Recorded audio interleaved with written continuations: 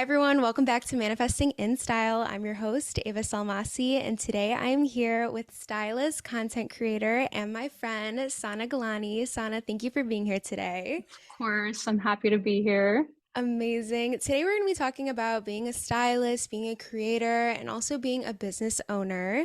So I'm excited to get started on this episode. I feel like a lot of people know who you are from your outfits, obviously TikTok, Instagram, but I feel like a lot of Yeah, people don't know your story and how you got started. So I kind of want to begin yeah. there from the very beginning. How did you start? Kind of walk us through a little life story. So I honestly, so fashion has been part of my life ever since I grew up, and I feel like I didn't take it seriously until after I graduated college. So I went to Texas A&M. I'm from hmm Texas. I don't know if y'all know, but I majored in business technology, hmm and after I graduated, I got a really good consulting corporate job. It was a 9 to 5. And I had to wait like 6 months until I started because I hmm graduated pretty early. Did you graduate during the And pandemic? it was like right before Okay. because I was supposed to graduate during the pandemic, but I Right. graduated early, so it was Uh-huh. like it worked out perfectly for me. But during those 6 months I was waiting to like start my job, I applied to Louis Vuitton, Oh, and really? yeah, and like absolutely loved working there. Like I feel like that's where I started like getting an eye for styling and like Oh my gosh, learning I how to did put not know that. So wait, yeah, you were a stylist there, like consult it was like client advisor. client That's like advisor. Okay. yeah, hmm and I was so sad to leave after those 6 months because like I fell in love with that job and I met so many people through it. And I started working and I was working for like a year and a half and I realized I was just like, this is not what I want to do with my life. Okay. And my socials started popping off during that time too. hmm So like I was growing as a content creator, but I was hmm also like getting into styling on the side. Yeah. So I decided to quit my job and just focus all my energy into that. Were you posting fashion at first on socials or? It was more like couple videos, like I would do Okay. it with my boyfriend, I think I remember that. Yeah. and then I noticed like people would like my outfits hmm in my videos, Yeah. and Instagram was more of like my hmm way to express my style back then.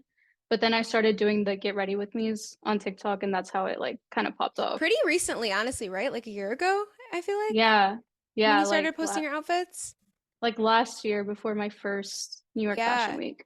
Oh my gosh. Okay. Exciting. Yeah. So you were and still are a creator, but when did you decide that styling is what you wanted to do? Because that's like a completely different level.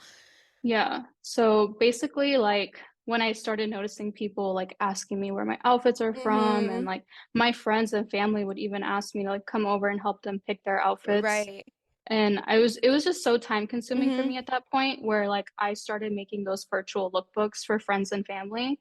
And they were just like, you should make this like a business. Like you The should chart. virtual lookbooks are so cool. Like, honestly, Yeah. it's like, I feel like it's just as intimate as in-person styling, honestly. Like the way that everything comes together and like I feel like Yeah. people can really see the outfit like all laid out instead of, individual pieces and then them trying to like imagine themselves in it. I feel like it's really Yeah. helpful.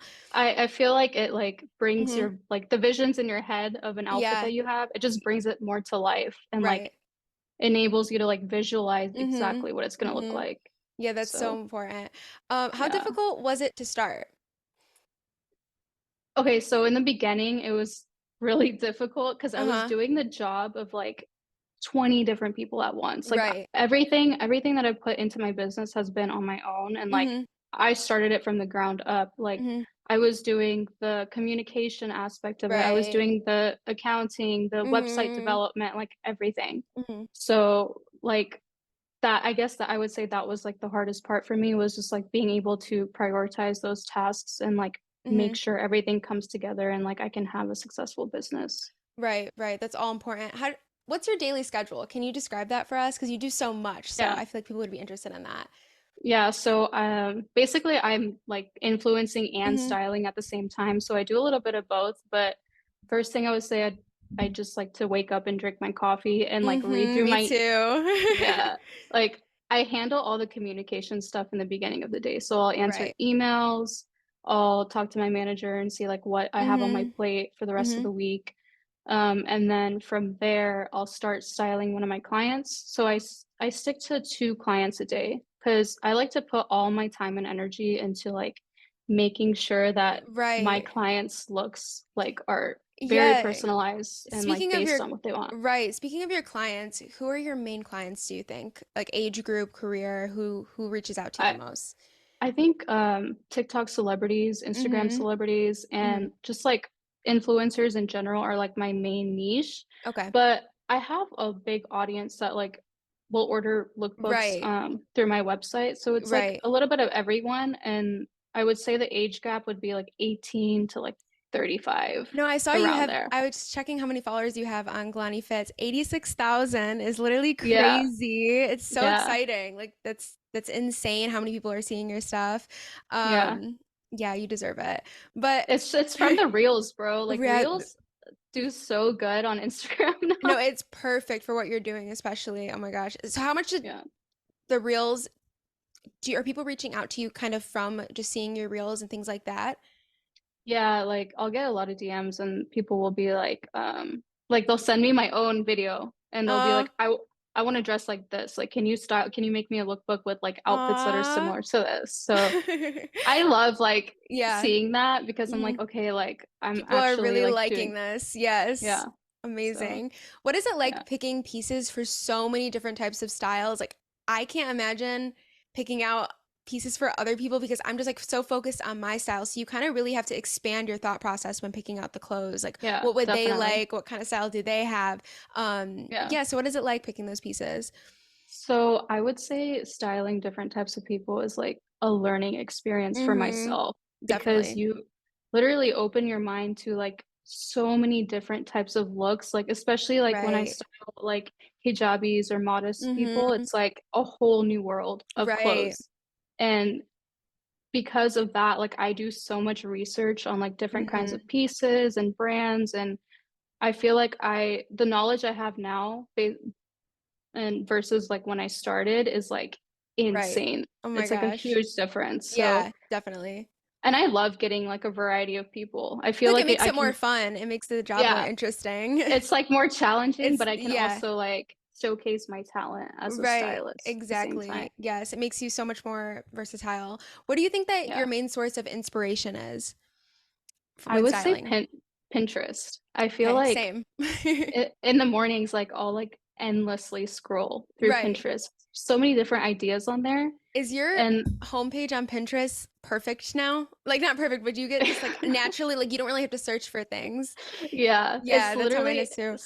super like my style, but like at Yeah. the same time, I'll search different things and like immediately it'll be exactly what I'm looking for. Right, right. And you can derive so much inspiration just from like one piece that you're not even looking for, but it'll just make you think of another idea.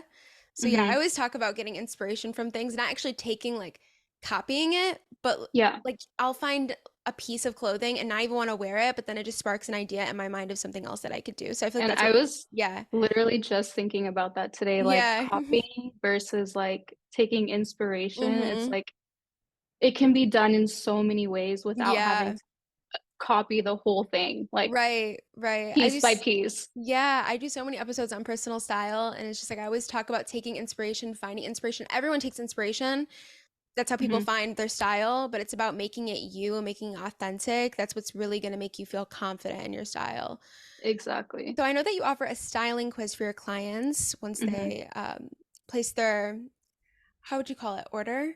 Yeah, Once they, it's like placing an order. right, right. How much does that help when creating the outfits? I think that's like my biggest like resource when I Right, style people is right. because like I ask 25 questions and Mm-hmm, all those questions are based on like what the client likes and what they mm-hmm, dislike. And I give them an option to like tell me specific things about what they might not want to see in their lookbook or what they mm-hmm. specifically want to see in their lookbook. And like let's say like a client doesn't like leather. Like Right. or I style them in a full on leather outfit. Yeah, I'm able to know like that's not what they want. And definitely. even if it's for like a specific event that they want to get Mm-hmm. styled for, like I'm able to know that. Yeah, So it's e- really helpful. exactly. So that's the first thing you do when you create outfits for your clients. What's the next step after that? Research. Mm-hmm. So if they give me like their style inspo, like Hmm. their favorite person that That's whose style important that they like. too. Yeah, Yeah. like I'll look them up. I'll look at like what kind of vibe they have. Hmm. If they give me their personal Instagram, I can go and see like what kind of clothes would suit They them feel best comfortable based on. in and Yeah, everything. Amazing. yeah, Yeah. yeah. Does styling so many different types of people expand your personal style and your personal perspective on fashion? Yeah, I feel like you can relate to this. Like Yeah. my style is like changing on a day-to-day basis. That's Like what I say, forever evolving. Yes. yeah, and it just depends on what mood I'm in is like how I'm gonna dress that day. But I feel like from the people that I've Hmm. styled, it's like given me so many different types of like versatile options to like choose from going forward. And like I know about so many more brands now too that I can like buy stuff Exactly. from. So Uh-huh. yeah, it's definitely changed my style. Yeah, I feel like with what we do, even though I just do the content creation side, it's like we're constantly part of our job is looking and seeing what brands are popping, what people are wearing, what the trends are, and like what people are liking for the future seasons and everything. So that's definitely part of the Hmm. job. Like we're constantly on our phones, not even just Yeah. editing in itself, that's a full-time job. And like scrolling is like a job at Scrolling. this It's point. endless scrolling and saving and writing things down. It's so much. Yeah. Um, so would you say that styling different people kind of alters how you dress? Like if you were kind of opposed to a clothing piece, but then you style it, are you like kind of more open to it after you style it? That's happened so many times to Yeah. me. Like I'll You're like, like oh wait, that's kind of cute. yeah, like a client will be like, I want this piece like in Hmm. my lookbook and like I'll style it for them even though I know like I'm not gonna like it. And then I Right. see the whole outfit put together. I'm like, it's kind of fire. Like low Yeah, key, yeah. I probably wear this. Right. Let me ask, like, what is your definition of fashion? I would say my definition of this is so basic, but it's like Uh-huh. so true of just like being yourself and like Hmm. expressing yourself, not Hmm. just like your fashion sense and like what you like style wise, but like who you are. So like I feel like I've always stood by this my whole life is like how you dress is like expressing who you are as a person. Exactly. I would say it's the biggest form of self-expression. And I don't know, I just Mhm. have such a different idea of fashion than I did a couple years ago. Like now I look at it when someone's wearing something that I wouldn't personally wear, I don't look at it as, oh, I don't like that at all. But like I look at it as they're like expressing themselves, and that in Yeah, itself, a person can make something that's not cute to me super, super cute because that's fashion, yeah. And you I know? feel like confidence is like the main Mm-hmm. key of like Mm-hmm. pulling an outfit off. Like Literally. you could think it's ugly on paper, but like if you have the confidence to wear it, like no one can tell you you look bad because you know yourself that you don't. So, Mm-hmm. Exactly. yeah. Now that we're talking about personal style, as someone whose occupation is fashion as a whole, what is the main piece of advice you can give people who are struggling to find their personal style? I would say trying new things. So like whatever vision you have in your head, like try it on until you can make it work.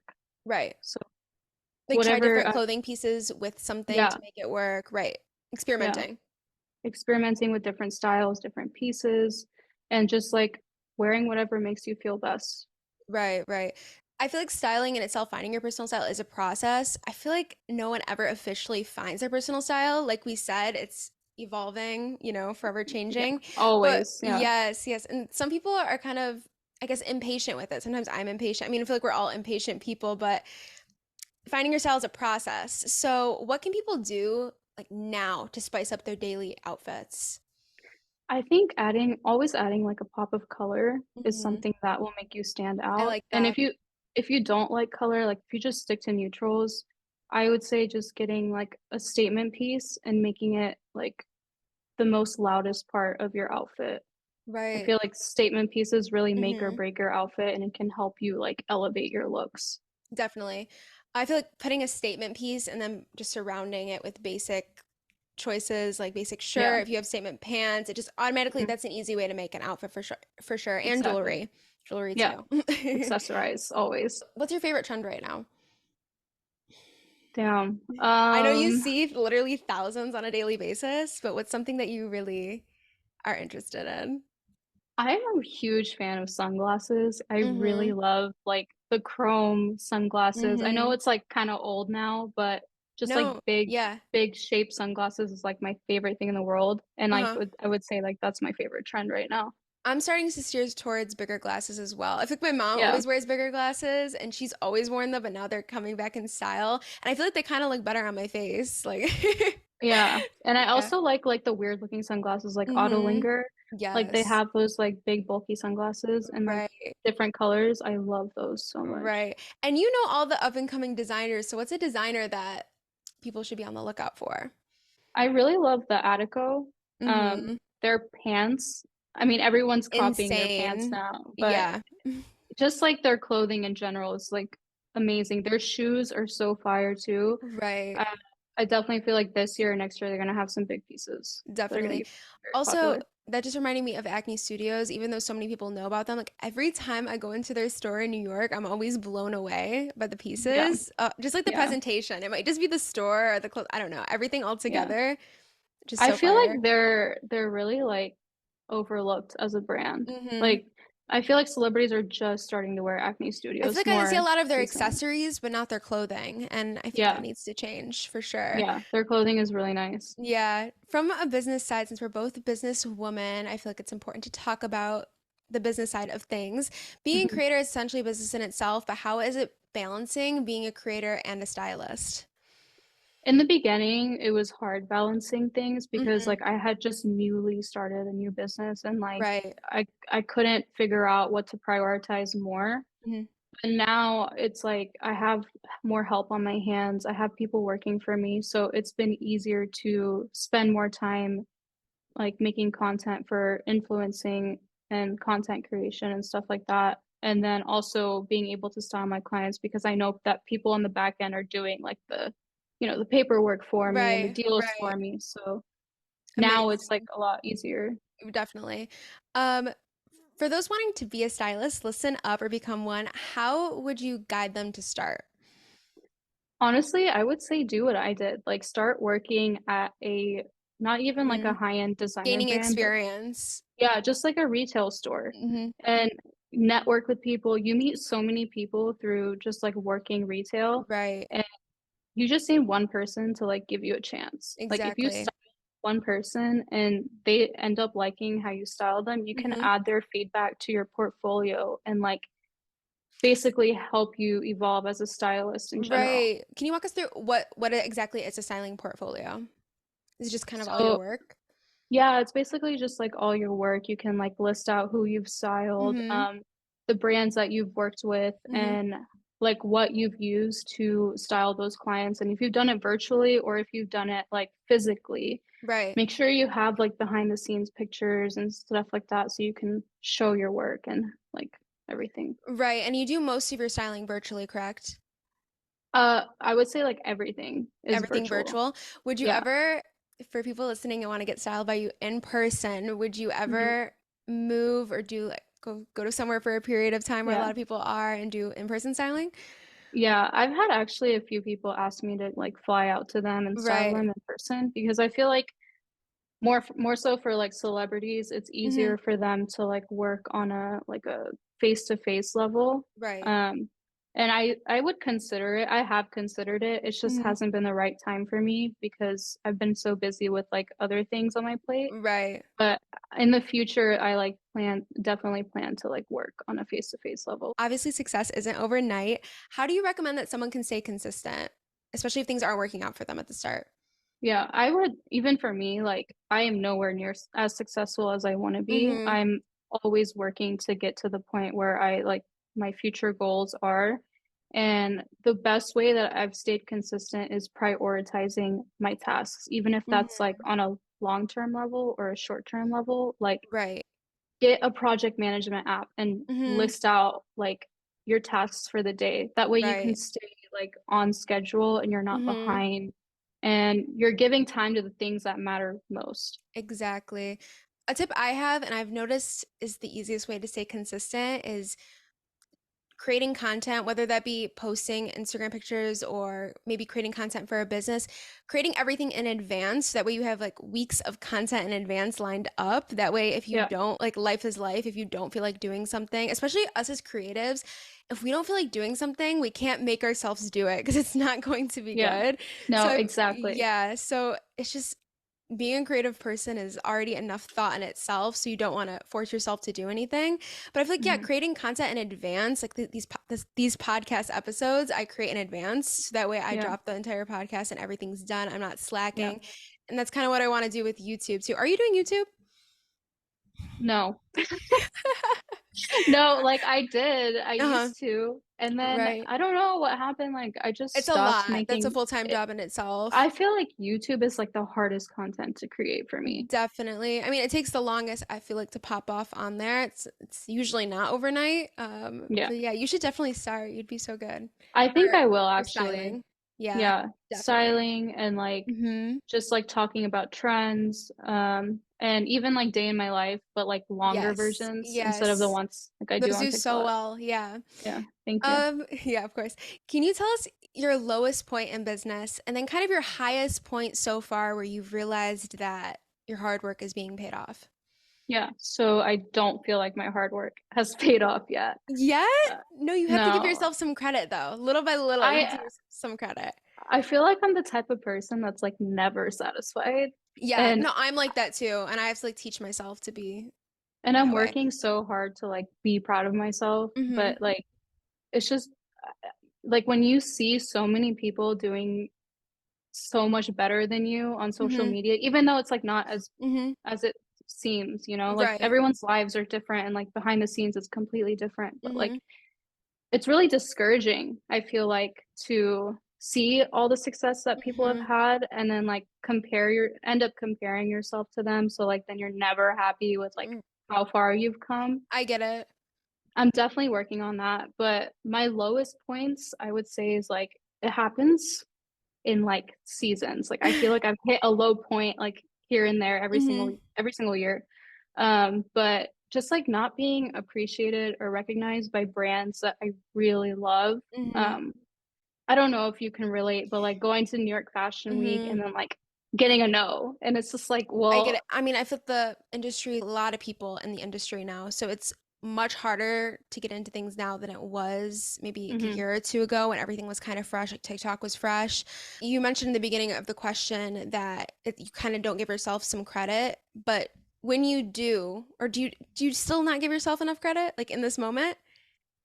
Yeah, honestly, like I don't know. Why? I don't know. Like I'm trying so hard to like Okay, work on that. but I think that you should look at it just as you're looking at other people doing these amazing things, people are looking at you and thinking that way too. So you have to think Yeah, about that. Like, that's true. other people are looking at your people's inspiration too.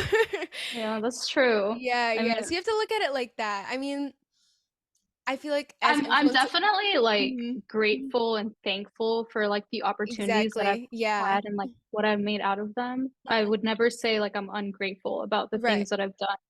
I just don't like I have this like expectation that's like That's I feel like fine. it's Honestly, that's what successful people have. They constantly have like a really high expectation for themselves and they're constantly yeah, working towards it. So I think you're doing amazing and you 100% whatever's the highest in your mind, you're going to get there. You've done everything so quickly.